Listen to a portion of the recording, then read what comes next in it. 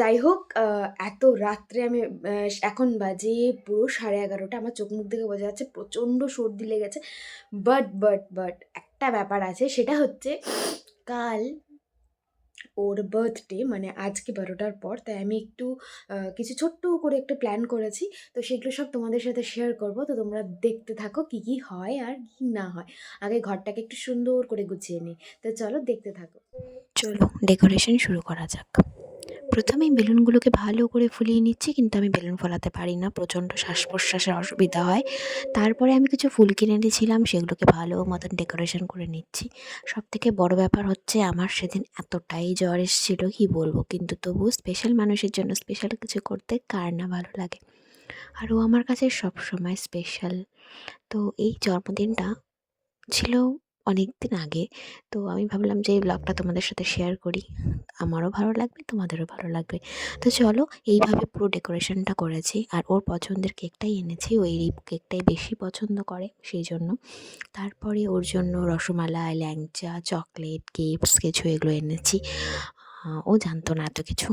তারপরে ওকে ডেকে এনেছি, কারণ হচ্ছে ওকে সারপ্রাইজ দেওয়াটাই আমার মেন কাজ ছিল। আর ও সারপ্রাইজ পেতে ভীষণ ভালোবাসে।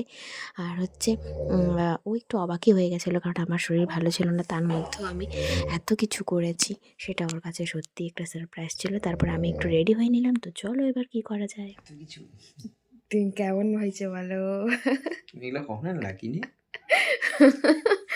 যাও, দাঁড়াও লাইট জ্বালাই।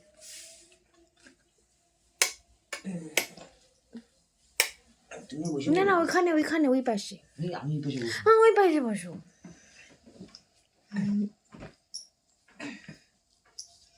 মাথার চুলটা কেমন হয়ে আছে?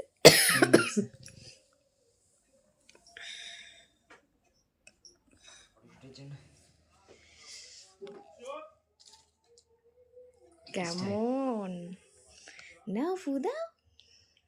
Happy birthday to you, happy birthday to you, happy birthday to you, happy birthday to you. কেটে দেবো।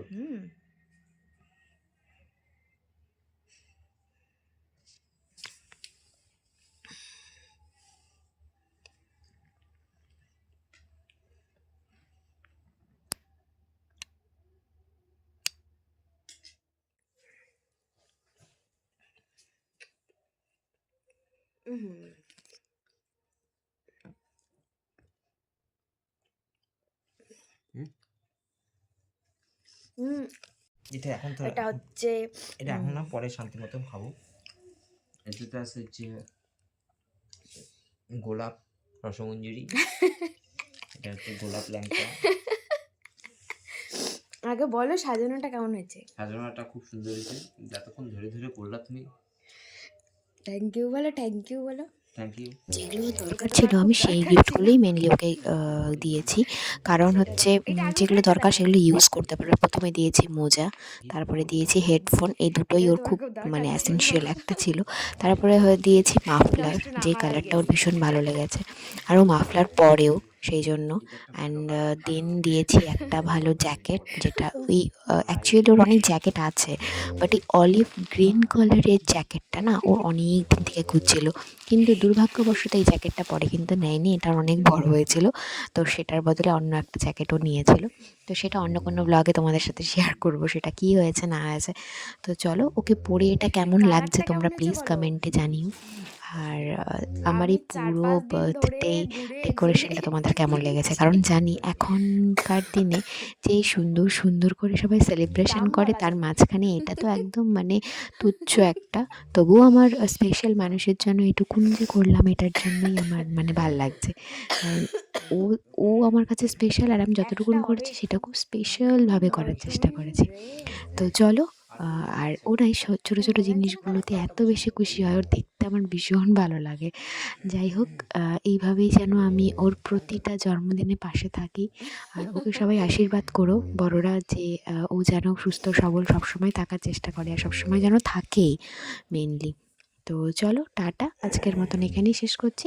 আর একটু জাস্ট সেজেছিলাম, কিন্তু আর ভালো লাগছিল না, শরীরটা প্রচণ্ড খারাপ করছিল। যাই হোক, চলো গুড নাইট, আবার দেখা হচ্ছে নেক্সট কোনো সুন্দর ব্লগে। আর এখনের ব্লগগুলো কিন্তু একটু অন্যরকম মতো চলছে।